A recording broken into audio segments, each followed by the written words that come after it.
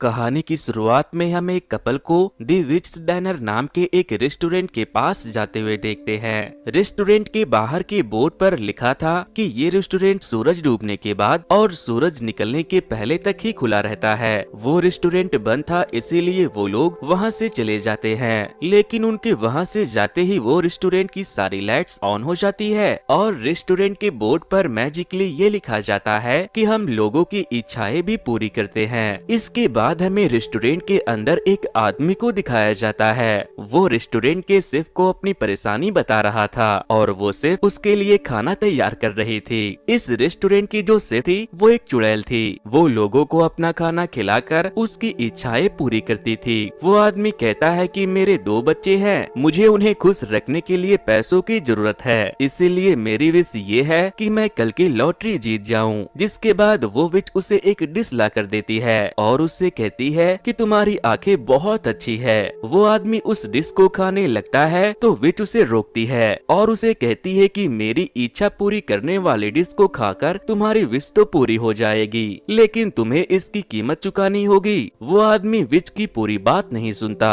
और उस डिश को खाने लगता है। ये चुड़ैल बहुत अच्छा खाना बनाती थी जिसे वो आदमी बड़े ही मजे में पूरा खा जाता है और फिर अपने घर चला जाता है। घर जाकर वो आदमी टीवी पर लॉटरी टिकट का रिजल्ट देखने लगता है और तभी वो देखता है कि उसने जो लॉटरी टिकट लिया था वही जीता है। वो अपने बच्चों को बाय बोलकर फौरन लॉटरी के पैसे लेने के लिए अपने कार से निकलने लगता है, लेकिन तभी अचानक से उसे दिखाई देना बंद हो जाता है और उसकी दोनों आंखों की रोशनी चली जाती है और ये उसकी लॉटरी जीतने की कीमत थी। वहीं दूसरी तरफ हम वापस से विच को देखते हैं। वो अपने मैनेजर डो के साथ इस जगह से किसी दूसरी जगह की तलाश में निकल जाती है, क्योंकि यहाँ पर रहते हुए उसे बहुत दिन हो गए थे। उसके वहाँ से जाते ही वो रेस्टोरेंट पूरा का पूरा बदल जाता है। अब हम जिन नाम की एक लड़की को देखते हैं। उसके बॉस उसे और अपने सारे एम्प्लॉय को एक बार में बियर पिलाने के लिए लेकर जाते हैं। तभी वहाँ बॉस की बीवी आ जाती है और वो जिन को बॉस की नई गर्लफ्रेंड समझकर उसे और बॉस को दोनों को मारने लगती है। बॉस की बीवी ने बेवजह जिन की अच्छे से कुटाई कर दी थी, इसीलिए वो रोते हुए अपने घर चली जाती है और घर जाकर अपने मॉम के गोद में सो जाती है। नेक्स्ट मॉर्निंग हम ली नाम के एक हाई स्कूल के स्टूडेंट को देखते हैं। आज ली के स्कूल में पहला दिन था। वहीं दूसरी तरफ आज जब जिन अपने ऑफिस जाती है तो उसके बॉस उसे जॉब से निकाल देते हैं। जिन जब बॉस से इसके पीछे की वजह पूछती है तो वो बताते हैं कि अगर मैंने तुम्हें जॉब से नहीं निकाला तो मेरी बीवी मुझे घर से निकाल देगी, क्योंकि उसे ऐसा लगता है कि हम दोनों के बीच कुछ चल रहा है। इधर ली मकड़ी के जालों में से फंसे एक बटरफ्लाई को निकाल रहा था। तभी उसकी एक क्लासमेट वहां आकर उसे ऐसा करते हुए देख लेती है। वो उससे कहती है तुम वही हो ना जो last year national running competition में इंजरी होने की वजह से हारे थे। वो उससे पूछती है कि अब तुम्हारा पैर कैसा है, जिस पर ली उसे कोई भी भाव नहीं देता। वो उसे बाय बोलकर वहाँ से चला जाता है। अगले दिन जिन की मॉम उससे कहती है कि तुम दोबारा किसी के पास जॉब करो, इससे अच्छा तुम कोई रेस्टोरेंट क्यों नहीं ओपन कर लेती।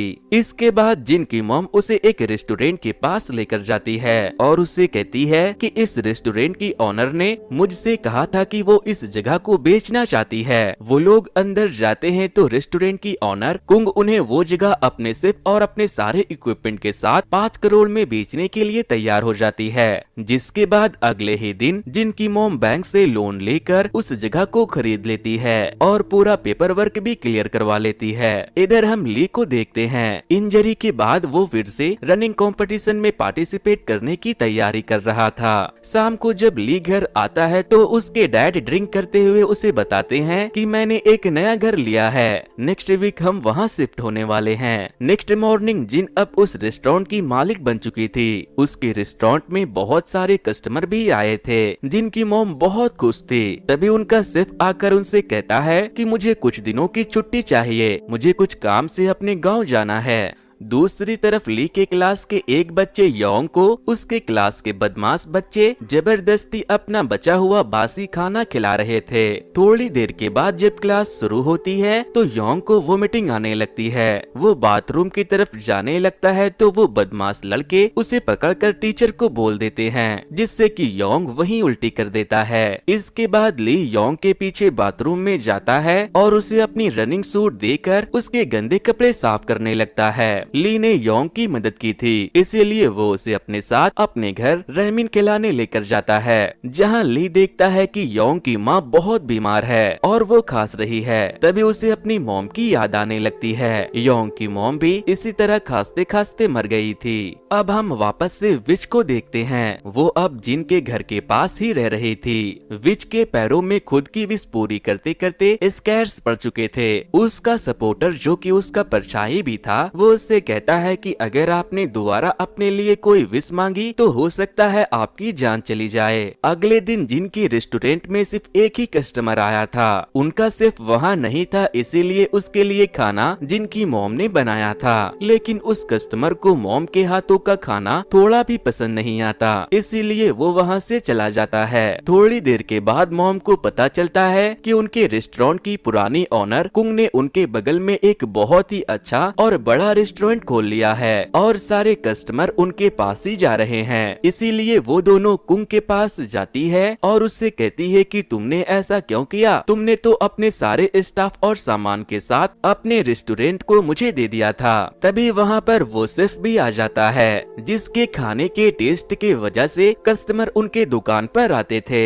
जिनकी मॉम समझ जाती है कि किंग ने उन्हें धोखा दिया है और उनके पैसों से नया रेस्टोरेंट ओपन कर लिया। जिनकी माँ रोने लगती है और योंग से उसका रेस्टोरेंट बंद कर देने को कहती है, लेकिन योंग अपने आदमियों से कहकर उन्हें धक्के देकर बाहर निकलवा देती है। लेकिन अपने मॉम की बेइज्जती होते हुए देखकर जिन उनसे लड़ने लगती है, जिसके बाद वो लोग पुलिस बुला लेते हैं। इधर वो बदमाश बच्चे फिर से योंग को मार रहे थे, लेकिन तभी ली वहाँ पहुँच जाता है। लेकिन ली उन्हें कुछ नहीं करता और योंग को अपने साथ ले जाने लगता है। तभी वो बदमाश लड़के फिर से योंग को मारने लगते हैं, जिसके बाद ली उन लोगों को रोकने के लिए उनसे लड़ने लगता है। लेकिन वो लोग 3 थे और ली अकेला, इसीलिए वो ली को भी मारने लगते हैं। तभी वहाँ पुलिस पहुँच जाती है और उन लोगों को झगड़ा करते हुए देखकर अपने साथ ले जाती है। पुलिस स्टेशन में जिन भी मौजूद थी, वो पुलिस वालों को बता रही थी कि कुंग ने उन लोगों के साथ चीट किया है, इसीलिए उन्हें उनके ऊपर केस कर देना चाहिए। वहीं जिन के बगल में ली उसका दोस्त और उन बदमाश लड़कों का हेड बैठा हुआ था। ऑफिसर उन बदमाश लड़कों से पूछताछ कर रहे थे। तभी एक जूनियर ऑफिसर वहां आकर बताता है कि हमें ऊपर से एक कॉल आया है इन लड़कों को छोड़ देने के लिए, इसीलिए ऑफिसर उन तीनों को छोड़ देते हैं। जिसके बाद जिन ऑफिसर से कहती है कि तुम्हें दिखाई नहीं देता कि विक्टिम ये दोनों हैं, वो दोनों नहीं जिन्हें तुमने छोड़ दिया। जिसके बाद ऑफिसर ली और योंग को भी समझा बुझाकर छोड़ देते हैं। फिर जब ली वहाँ से जाने लगता है तो जिन उससे कहती है कि मुझे पता है तुमने कुछ नहीं किया होगा, लेकिन तुम्हें ज्यादा अच्छा बनने की जरूरत नहीं है। जितना अच्छा बनोगे लोग तुम्हारा उतना ही इस्तेमाल करेंगे। अगले दिन हम विच को देखते हैं। वो एक सिगरेट को निकालकर जैसे ही पीती है उसका ड्रेस चेंज हो जाता है। इधर ली ने अपने रेस्टोरेंट को रेंट पर लगाने के लिए एक बोर्ड लगा दिया था। तभी उसकी मॉम उसे कॉल करके बताती है कि मैं तुम्हारे डैड के पास जा रही हूँ, उनकी तबीयत बहुत खराब है, उन्हें हार्ट अटैक आया है। वो जिनको भी अपने साथ चलने को कहती है, लेकिन वो मना कर देती है क्योंकि वो अपने डैड से नफरत करती थी। थोड़ी देर के बाद मिस विच जिन के रेस्टोरेंट में आती है और जिन से कहती है मैंने सुना है तुम इस जगह को रेंट पर लगाना चाहती हो। जिस पर जिन कहती है कि तुम पूरे रेस्टोरेंट को ही मुझे रेंट पर दे दो और इसके बदले में मैं तुम्हारी एक विश पूरी कर दूंगी। जिन उससे पूछती है कि तुम कौन हो, जिस पर वो उसे अपना बिजनेस कार्ड देती है और कहती है मैं एक इच्छा पूरी करने वाली चुड़ैल हूँ वो जिन से पूछती है कि बताओ तुम्हारी क्या इच्छा है। जिन मजाक मजाक में कह देती है कि मुझे मिस कुंग से अपना बदला लेना है, जिसके बाद चुड़ैल जिन को एक कॉन्ट्रैक्ट पेपर पर साइन करने को देती है और फिर अपने एक छोटे से बैग से जिन की इच्छा पूरी करने के लिए अपने जादुई डिश को बनाना शुरू करती है और फिर उसे बनाकर जिन को सर्व करती है। जिन उसके डिश को देखकर रह नहीं पाती और खाने लगती है और उसे भी चुड़ैल का खाना बहुत पसंद आता है। जिनके उस डिश को खाते ही बहुत सारे चूहे कुंग के रेस्टोरेंट पर हमला कर देते हैं। उस वक्त वो पैसे गिन रही थी और तभी कोई बुरी शक्ति कुंग को भी मार देती है। नेक्स्ट मॉर्निंग जिनकी आंख एक डरावने सपने के साथ खुलती है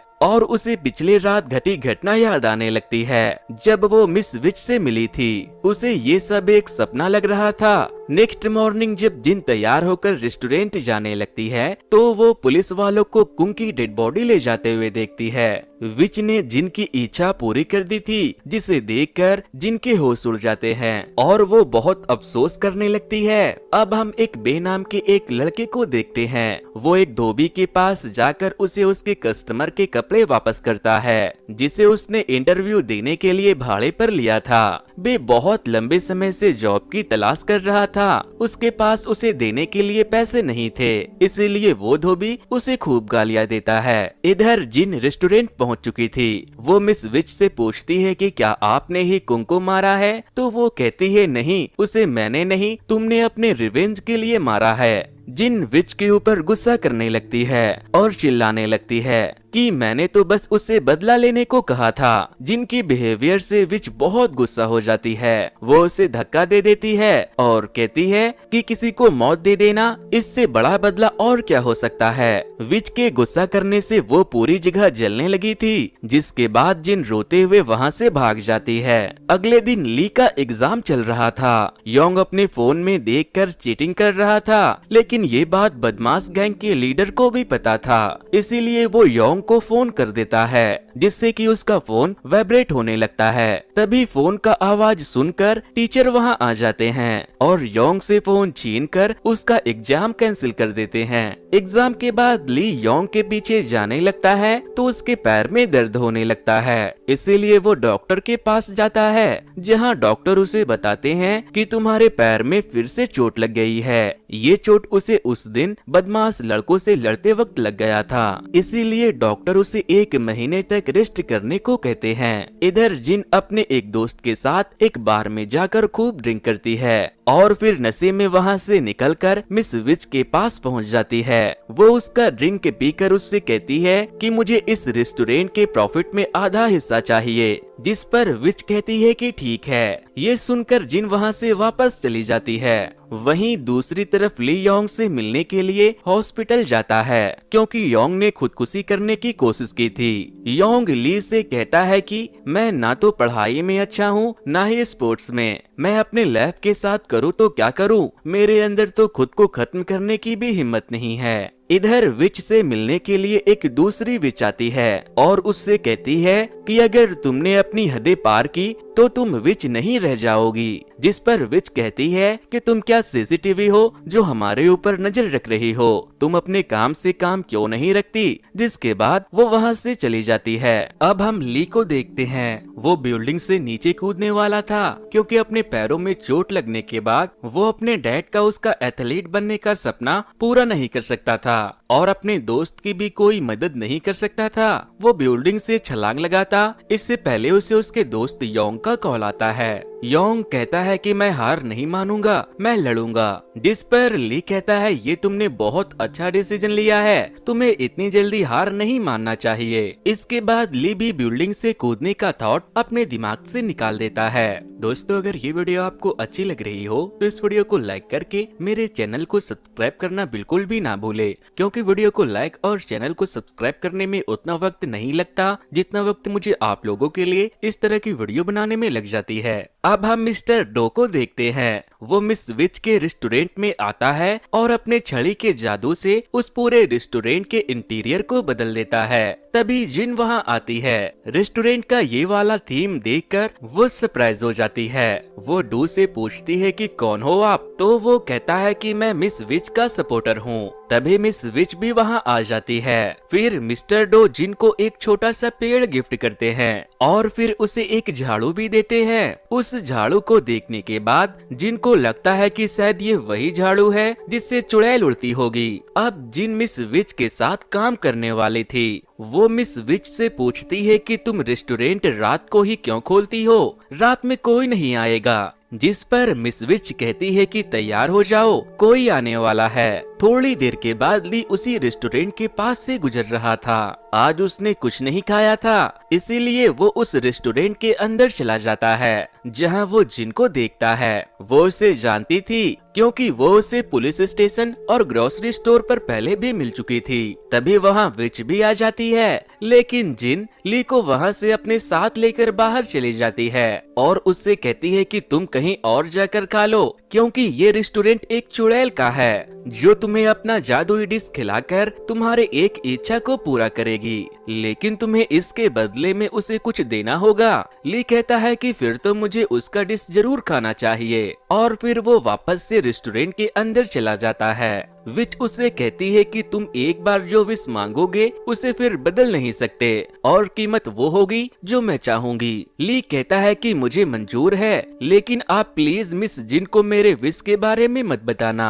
इसके बाद मिस विच ली के लिए खाना तैयार करने लगती है। तभी जिन वहाँ आती है तो वो उससे कहती है कि जाओ मैनरेक के कुछ पत्ते और बेसमेंट से फलाने ढिमकाने जड़ी बूटी को ले आओ। लेकिन जब जिन मैनरेक के पौधे से पत्ते तोड़ने लगती है तो वो पौधा बोलने लगता है, जिससे कि जिन डर जाती है और मिस विच को बुलाने लगती है। मिस विच वहाँ आती है और जिन से कहती है कि हाँ ये बोल सकता है। जिन कहती है कि ये ऐसे कैसे बोल सकता है। इसके बाद जिन बेसमेंट से जादुई जड़ी बूटी लेने चली जाती है। वहाँ बहुत सारे जादुई जड़ी बूटी रखे हुए थे।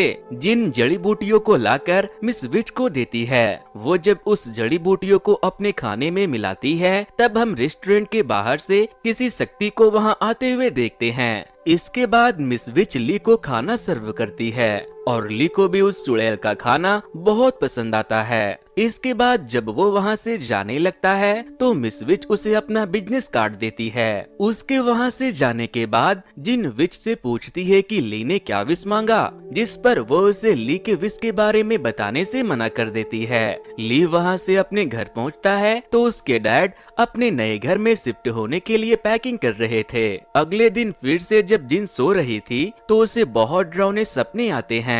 फिर जब वो रेस्टोरेंट जाती है तो वो देखती है कि मिस विच ने ली को वहाँ पार्ट टाइम काम पर रख लिया है, क्योंकि ली के डैड ने उसी रेस्टोरेंट के पास में ही अपना घर लिया था। इधर हम बे को फिर से इंटरव्यू देते हुए देखते हैं। आज भी वो बड़े ही कॉन्फिडेंट के साथ अपना इंटरव्यू दे रहा था, लेकिन तभी उसके पेट में दर्द होना शुरू हो जाता है क्योंकि उसने कई दिनों से कुछ नहीं खाया था। जिसके बाद इंटरव्यूअर उसे वीक समझकर वहां से भेज देते हैं। रात को बे फुटपाथ पर सोने के लिए चला जाता है। तभी उसे उसकी माँ का फोन आता है। वो उससे कहती है कि उसकी तबीयत बहुत खराब है और उसे इलाज के लिए पैसों की जरूरत है। जिसके बाद वो छुरी लेकर चुड़ैल के रेस्टोरेंट में पहुंच जाता है और जिन को एक छुरी दिखाकर उससे पैसे और खाना देने को कहता है। बे अपने जेब से एक पॉलिथीन निकालकर उसमें खाना भरने के लिए उसे जिन के तरफ फेंक देता है। तभी मिस विच वहाँ आती है तो बे जिन को पकड़कर छुरी उसके गर्दन पर रख देता है और उससे कहता है कि तुम मुझे खाना और पैसा दो। लेकिन तभी वो मैनरोक से टकरा जाता है और जब वो उसे बोलते हुए देखता है तो वो डर के मारे बेहोश हो जाता है। थोड़ी देर के बाद जब उसे होश आता है तो वो सबसे माफी मांगता है और कहता है कि मुझे मेरे मॉम के इलाज के लिए पैसे चाहिए और मैंने कई दिनों से कुछ खाया भी नहीं है। जिन उससे पूछती है कि तुम कोई जॉब क्यों नहीं करते, जिस पर वो कहता है कि मैं किसी भी जॉब के लिए ओवर क्वालिफाइड हूँ और मेरे ओवर क्वालिफाइड होने की वजह से मुझे कोई छोटा मोटा काम भी नहीं मिलता। मेरी मॉम ने मुझे पढ़ाने के लिए स्टूडेंट लोन भी लिया था, लेकिन मेरी पढ़ाई किसी काम के नहीं। जिस पर ली कहता है कि तुम बिल्कुल सही जगह पर आए हो। मिस विच दूसरों की इच्छाएं पूरी करती है। चुड़ैल पूछती है कि तुम्हारी क्या इच्छा है, जिस पर वो कहता है कि मैं बस एक अच्छा सा जॉब करना चाहता हूँ। जिन उससे कहती है कि क्या तुम सच में ये करना चाहते हो, क्योंकि तुम्हें इसके लिए एक भारी कीमत चुकानी पड़ेगी। बे कहता है मेरे पास तुम्हें देने के लिए कुछ नहीं है, जिस पर मिस चुड़ैल कहती है कि तुम्हारी उंगलियां बहुत प्यारी है। इसके बाद जिन और मिस विच किचन में बे के लिए डिश तैयार करने के लिए जाती है और थोड़ी देर के बाद वो उसके लिए ब्लैक चिकन लेकर आती है, जिसे देखते ही बे के मुंह में पानी आने लगता है। वो उसे खाना शुरू करता है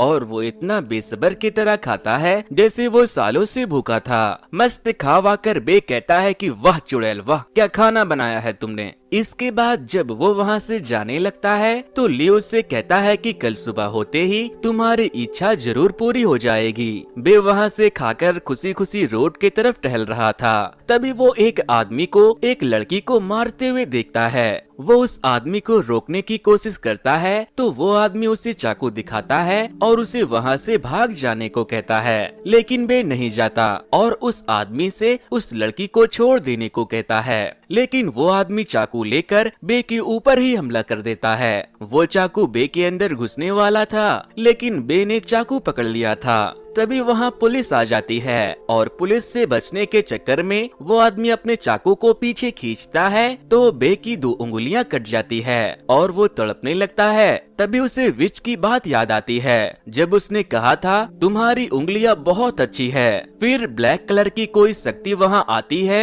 और बे के उंगलियों को अपने साथ लेकर वहाँ से विच के पास रखे एक बोतल में चली जाती है। अगली सुबह हम ली को स्कूल में देखते हैं। वो बदमाश एक दूसरे लड़के को परेशान कर रहे थे। तभी ली उनके पास जाता है और कहता है कि अगर तुमने फिर से किसी को तंग किया तो मैं तुम्हारे प्रिंसिपल दादाजी को सब बता दूंगा। और फिर ली उसे धक्का देकर वहाँ से अपने क्लास में चला जाता है। फिर शाम को जब ली और जिन रेस्टोरेंट से वापस लौट रहे थे तो ली जिन को बे का एक न्यूज दिखाता है, जिसमें ये बताया जा रहा था कि बहादुर बे ने अपने जान पर खेलकर एक लड़की की जान बचाई, जिसमें उसने अपने दोनों उंगलियां गवा दिए। जिसके बाद पुलिस ने उसके इस बहादुरी को देखकर उसे ढेर सारा इनाम देने का फैसला किया है। इसके बाद वो दोनों बातें करते हुए अपने घर जाने लगते हैं। तभी जिन ली से पूछती है कि क्या तुम्हारा विश पूरा हुआ, तो वो उसे कुछ नहीं बताता और मुस्कुराते हुए वहाँ से चला जाता है।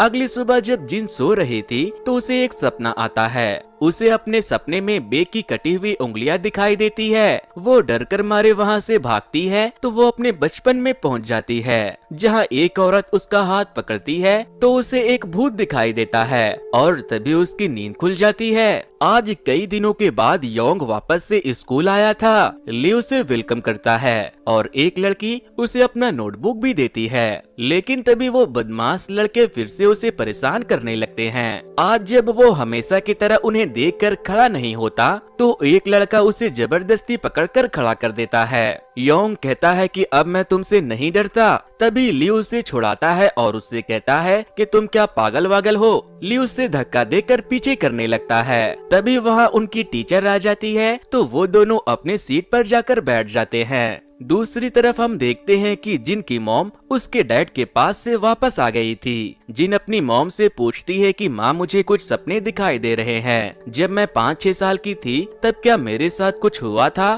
क्या कोई मुझसे मिलने आई थी? मॉम कहती है नहीं, ऐसा कुछ भी नहीं हुआ था। फिर रात को जब जिन और ली घर लौट रहे थे तो ली अपने घर के रास्ते से काफी आगे निकल आया था। जिन उससे कहती है कि तुम्हारा रास्ता पीछे छूट गया, जिस पर ली कहता है मैं बस टहलना चाहता हूँ। जिन कहती है कि छोटे बच्चे देर रात को बाहर टहलना कम करो, जिस पर ली कहता है मैं छोटा नहीं, सहज देखकर बात किया करो, मैं आपसे बड़ा हूँ। इसके बाद ली जिनसे पूछता है कि क्या आप छुट्टी के दिन मेरे साथ मूवी देखने चलोगी? वो कहती है ठीक है। अगले दिन जब जिन रेस्टोरेंट पहुंचती है तो वो रात का बचा हुआ एक डिश देख लेती है। उसे देखकर वो रह नहीं पाती और उसे खाना शुरू कर देती है, जबकि चुड़ैल ने उसे जूठा खाने से मना किया था। इसके बाद जिन वहां से अपने दोस्त के साथ शॉपिंग करने चली जाती है, जहां उसे एक बहुत ही फेमस रैटर दिखाई देता है जिसे उसकी दोस्त बहुत पसंद करती थी। थोड़ी देर के बाद जब वो लोग वहाँ से लौटने लगते हैं तो वो राइटर किम उसे लिफ्ट में मिल जाता है। तभी लिफ्ट में अचानक से टर्बुलेंस आने की वजह से किम जिन का हाथ पकड़ लेता है और किम को उसके हाथ पकड़ते ही जिन को कुछ विजन आने लगते हैं। फिर जब लिफ्ट ओपन होता है तो किम वहाँ से चला जाता है। घर आकर जिन अपने दोस्त के साथ टीवी देख रही थी। टीवी पर किम का ही इंटरव्यू आ रहा था। तभी उसे याद आता है कि किम ने लिफ्ट में उसका नंबर लिया था और उसके जाने के बाद किम का पेन लिफ्ट में ही गिर गया था। तभी उसे किम का कॉल आ जाता है। जिन अपने दोस्त के पास से उठकर वहाँ से चली जाती है। किम कहता है ये मैं बोल रहा हूँ, हम दोनों लिफ्ट में मिले थे। जिस पर जिन कहती है अच्छा हुआ आपने मुझे कॉल किया, आपका पेन मेरे पास रह गया है। जिन कहता है कि वो पेन मेरे लिए बहुत जरूरी है, क्या तुम आज मिलकर मेरा वो पेन मुझे वापस कर सकती हो? इसीलिए वो उससे मिलने चली जाती है। इधर हम ली को देखते हैं। उसे जिन ने बताया था कि उसे डरावने सपने आते हैं, इसीलिए वो उसके लिए एक ड्रीम कैचर उसे गिफ्ट में देने के लिए खरीद लेता है। वहीं दूसरी तरफ जब जिन किम से मिलती है तो वो उसे उसका पेन देती है। जिन कहता है कि क्या तुम्हें पता है ये पेन मेरे लिए बहुत लकी है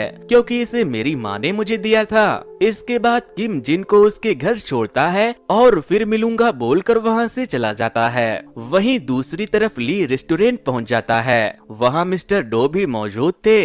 मिस विच ली से पूछती है कि आज तुम्हारी छुट्टी थी तो फिर तुम यहाँ क्यों आए हो? ली पूछता है कि क्या मिस जिन यहाँ आई थी? जिन ने उसे आज उसके साथ मूवी देखने जाने के लिए कहा था, लेकिन वो ना तो ली का फोन उठा रही थी और ना ही उसके मैसेज का रिप्लाई कर रही थी। मिस्टर डो उसे अपने साथ ड्रिंक करने के लिए लेकर जाते हैं और उससे कहते हैं कि देखो बच्चे, किसी से भी ज्यादा उम्मीद मत लगाना। जब तुम्हारी उम्मीद टूटेगी तो तुम्हें बहुत तकलीफ होगा। अगली सुबह हम एक ओल्ड लेडी को देखते हैं। वो अपने 40 साल के बेटे को एक बच्चे की तरह उठाती है। ओल्ड लेडी बहुत परेशान थी क्योंकि उसके अलावा उसके बेटे का ख्याल रखने वाला कोई नहीं था। इधर जब जिन की सुबह होती है तो वो किम के बारे में सोचकर बहुत खुश हो रही थी। वहीं दूसरी तरफ ली अपने डैड से कहता है कि डैड मैं हाई स्कूल छोड़कर यूनिवर्सिटी जाना चाहता हूँ। जिस पर उसके डैड कहते हैं कि अब जब तुमने अपना मन बदल लिया है तो भला मैं तुम्हें कैसे रोक सकता हूँ। जिसके बाद ली स्कूल जाता है और अपने स्कूल से एडमिशन कैंसिल करवा देता है। वो योंग से फिर मिलूंगा बोलकर वहाँ से जाने लगता है और जाते जाते वो बुली बॉय से कहता है कि मुझे तुम्हारे लिए बहुत बुरा लगता है। तुम सबको परेशान करते हो, तुम शायद पागल हो रहे हो। तुम्हें किसी अच्छे डॉक्टर से अपना इलाज करवाना चाहिए। स्कूल से लौटते वक्त वो लड़की भी उसे मिलती है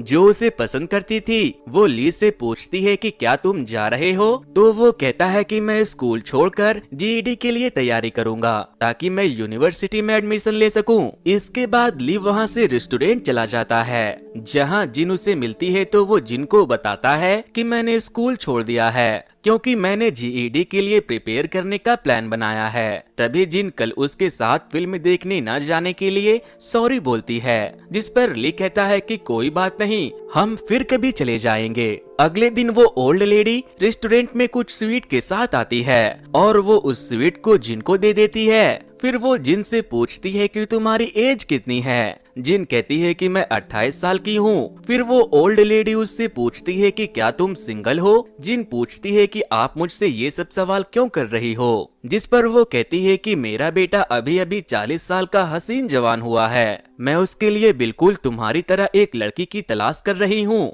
फिर वो जिन को अपने बेटे की फोटो दिखाती है और वो ली की तरफ इशारा करते हुए कहती है जरा मेरे बेटे को तो देखो, वो इस छुछुंदर से भी अच्छा दिखता है। जिस पर जिन कहती है कि नहीं नहीं, मैं पहले से किसी को पसंद करती हूँ। जिसके बाद वो बूढ़ी औरत वहाँ से जाने लगती है, लेकिन तभी इच्छा पूरी करने वाली चुड़ैल वहाँ आ जाती है और जिनसे पूछती है तुमने किसे मेरे रेस्टोरेंट से खाली पेट भेज दिया? तो दोस्तों आपको क्या लगता है आगे की कहानी में क्या होने वाला है? आखिर ली ने चुड़ैल से क्या विश मांगी थी और क्या चुड़ैल उस बूढ़ी औरत की इच्छा पूरी करेगी? अगर करेगी तो क्या जिन ही उसके 40 साल के बेटे की बहू बनेगी? ली के प्यार का क्या होगा और जिन का प्यार किम का क्या होगा? दोस्तों सवाल तो कई है जिसका जवाब आपको इस वीडियो पर 1.5 के लाइक्स कंप्लीट होते ही मिल जाएंगे। अगर वीडियो पर 1.5 1.5 के लाइक कंप्लीट हो चुके हैं तो वॉच नेक्स्ट पर क्लिक करके इसका दूसरा पार्ट जरूर से देख लेना। और अगर आप इसके दूसरे पार्ट को मिस नहीं करना चाहते हो तो इस चैनल को सब्सक्राइब करके उसके बाजू में मौजूद बेल आइकन पर प्रेस करके ऑल के ऑप्शन को जरूर से सिलेक्ट कर लेना। Thanks to you, good bye.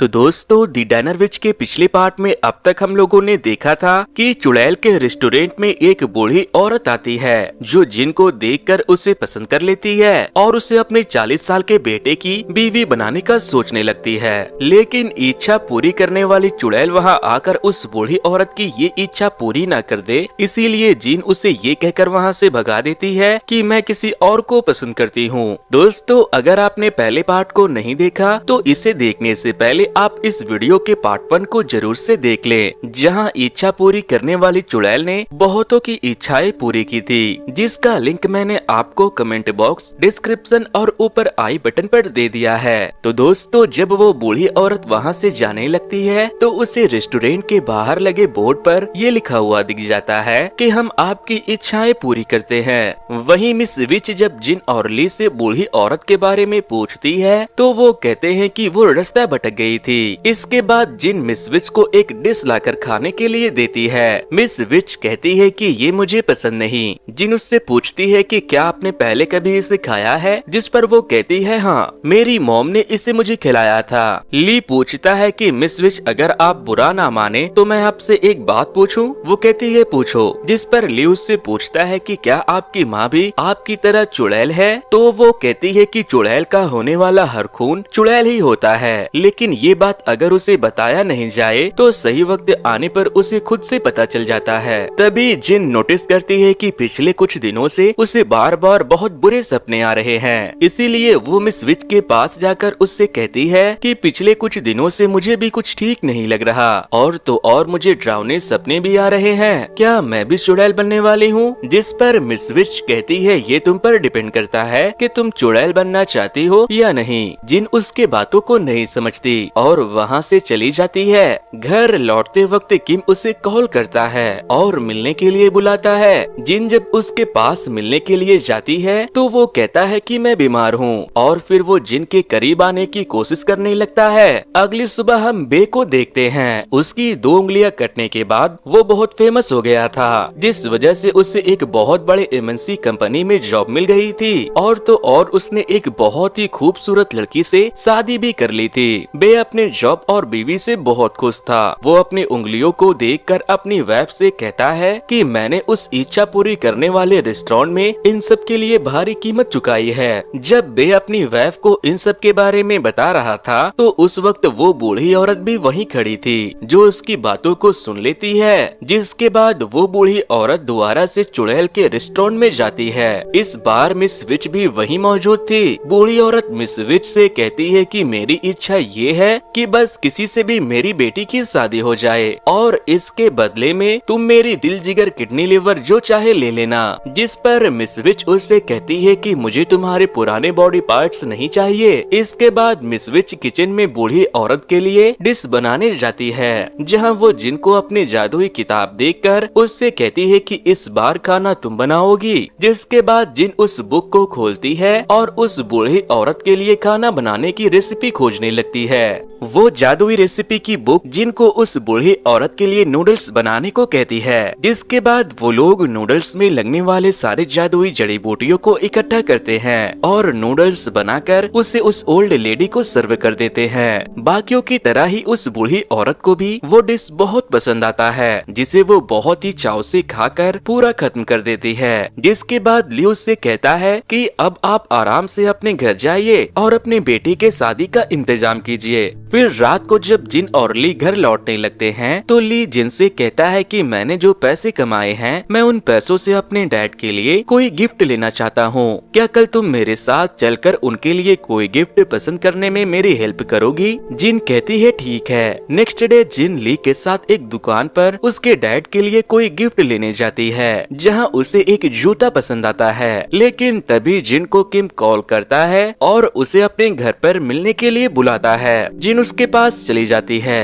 किम बीमार था, इसीलिए जिन उसके लिए खाना भी ले जाती है। जिसके बाद किम पीछे से जाकर जिन को हक कर लेता है और उससे कहता है कि अब मेरा भी कोई ख्याल रखने वाला आ गया है। इधर ली बेड पर लेटे लेटे जिन को याद कर रहा था। अगले दिन जब ली रेस्टोरेंट जा रहा था तो वो किम को जिन के पास से जाते हुए देख लेता है। ली उसे देखकर बहुत दुखी होता है। वो जिन से कहता है कि वो तुम्हारे लायक नहीं है, तुम उससे अच्छा डिजर्व करती हो। फिर जब वो दोनों रेस्टोरेंट के पास पहुंचते हैं तो उन्हें वहां रेस्टोरेंट के बाहर वो बूढ़ी औरत दिखाई देती है, लेकिन उस बूढ़ी औरत की यादाश्त चली गई थी। वो जिन को अपनी बड़ी बहन समझ रही थी, जिसके बाद जिन और ली समझ जाते हैं कि इसने अपने बेटे की शादी करवाने के लिए अपनी यादाश्त की कीमत चुकाई है। मतलब कि वो अपने जिंदगी भर के अच्छे बुरे इवन वो अपने बेटे को भी भूल जाती है, जिसे वो सबसे ज्यादा प्यार करती थी। जिन उस बूढ़ी औरत के साथ उसकी देखभाल करने के लिए वहीं रेस्टोरेंट के बाहर रुक जाती है और ली उसके बेटे को बुलाकर लाता है। जब उसका बेटा सिक वहाँ आता है तो वो बूढ़ी औरत उसे अपना डैड समझ रही थी, जिसके बाद वो अपने मॉम को वहाँ से उठाकर ले जाता है। जिन इस बात से बहुत दुखी थी कि मिस विच ने बेचारी बूढ़ी औरत की यादाश्त ले ली है, इसीलिए वो मिस विच के साथ बहस भी करने लगती है, जिससे कि वो गुस्सा हो जाती है और कहती है कि ये सब नेचर का एक हिस्सा है, मैंने अपनी कीमत वसूली है, जिससे कि जिन को बहुत ठेस पहुंचती है और वो गुस्से में मिस विच के रेस्टोरेंट को छोड़ देती है। फिर जब जिन वहाँ से अपने घर जाने लगती है तो ली उसे ड्रीम कैचर देता है, जिसे उसने उसे देने के लिए लिया था। जिन उसे लेकर वहाँ से चली जाती है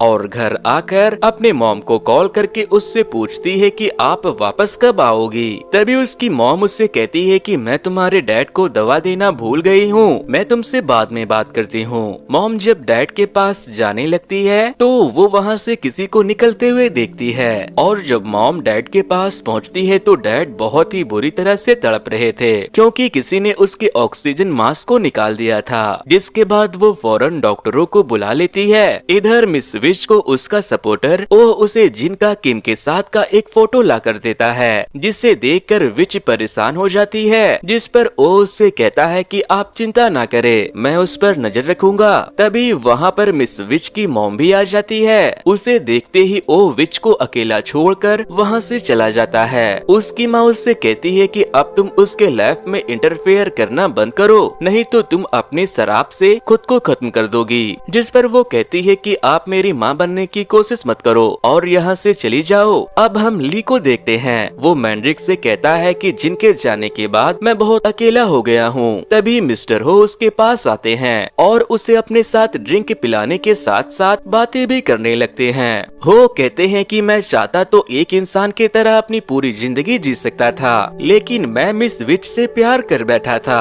और जब वो मेरी ना हो सकी तो मैंने उनकी माँ से उसकी परछाई यानी कि सपोर्टर बनने की विश मांगी। ली पूछता है कि अगर जिन एक चुड़ैल निकली तो मैं क्या करूँगा। तो वो कहते हैं कि मुझे नहीं पता, लेकिन तुम वही करना जो तुम्हारा दिल कहता हो। इसके बाद ली जिन के बारे में सोचते हुए अपने घर चला जाता है और जाते जाते जिन को कॉल भी करता है, लेकिन जिन बार बार उसका कॉल काट देती है और उसके मैसेज का भी रिप्लाई नहीं देती। अगले दिन जिन किम को मैसेज करती है और उससे मिलने के लिए बुलाती है, लेकिन वो कहता है कि मैं एक मीटिंग में बिजी हूँ, फिलहाल कुछ दिनों तक मैं तुमसे नहीं मिल सकता। इसके बाद जिन मिस विच से मिलने के लिए जाती है और उससे कहती है कि आप उस बूढ़ी औरत के यादाश्त में कम से कम उसके बेटे को वापस लौटा दे। जिस पर मिस विच कहती है कि एक बार जो इच्छा पूरी कर दी जाती है उसे दोबारा बदला नहीं जा सकता।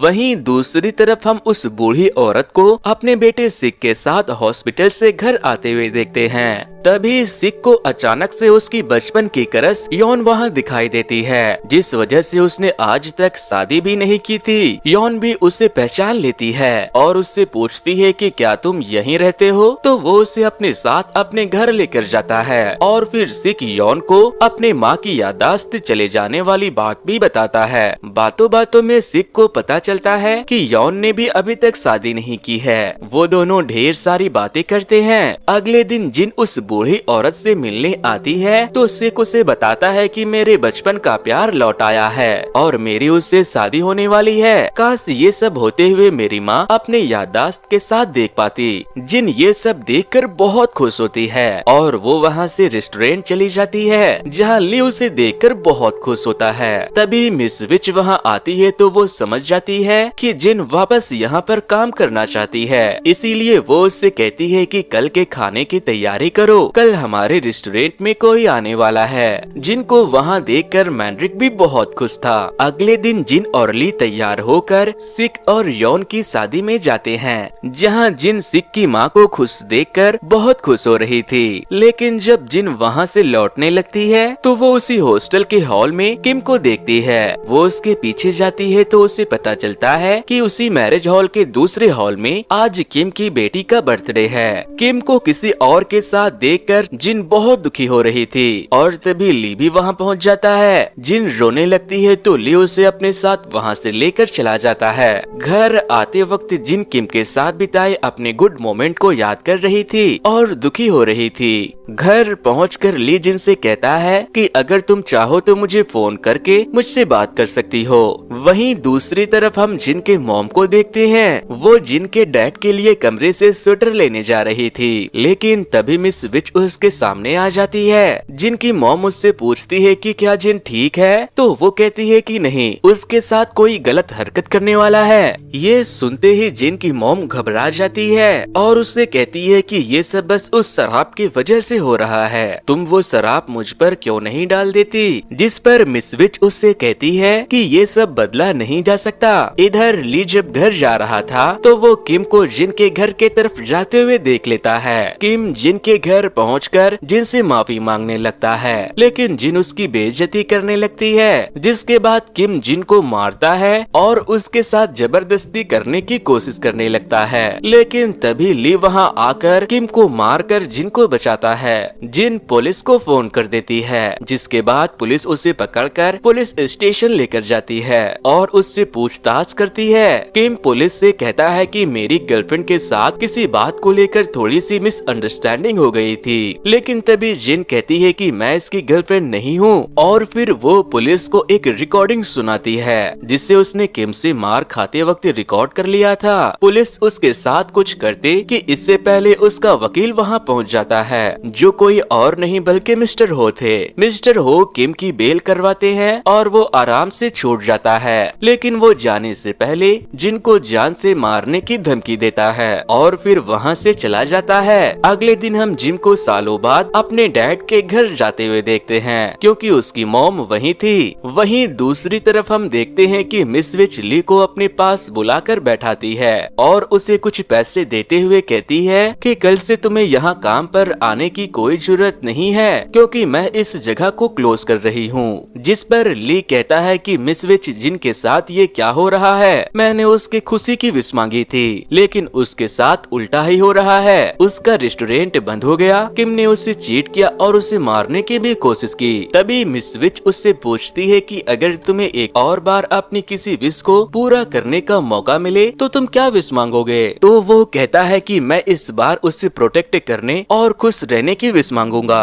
वहीं जिन की मॉम ने आज उसके लिए उसका फेवरेट खाना बनाया था, जिसे जिन बहुत ही चाव से खाने लगती है। खाते खाते जिन अपने मॉम से कहती है कि मुझे याद है जब मैं छोटी थी तब मैं एक बार खो गई थी, तब मेरे साथ क्या हुआ था। फिर जिन अपने मॉम से कहती है कि मुझे पता है कि मैं आपकी अपनी बेटी नहीं हूँ, शायद डैड ने मुझे कहीं बाहर से उठाकर लाया था, लेकिन वो शराब पीकर झगड़ा करते थे और इसीलिए आपने उन्हें छोड़ दिया, लेकिन मुझे अपने साथ अपनी बेटी की तरह रखा। मॉम उससे कहती है कि कोई कुछ भी कहे, लेकिन मैं तुम्हें अपनी बेटी ही मानती हूँ। जिस पर जिन उससे कहती है लेकिन डैड ने मुझे कभी अपनी बेटी नहीं माना, इसीलिए मैं उनसे आज भी बहुत नफरत करती हूँ। इसके बाद जिन अपने डैड के पास जाती है तो वो उससे कहते हैं कि मैं तुम्हारी जिम्मेदारी नहीं ली, इसके लिए तुम मुझे माफ कर देना। इसके बाद वो उसे एक लेटर देते हैं जिसे पढ़कर वो शॉक हो जाती है, क्योंकि डैड ने उसमें उसके असली मॉम के बारे में लिखा था।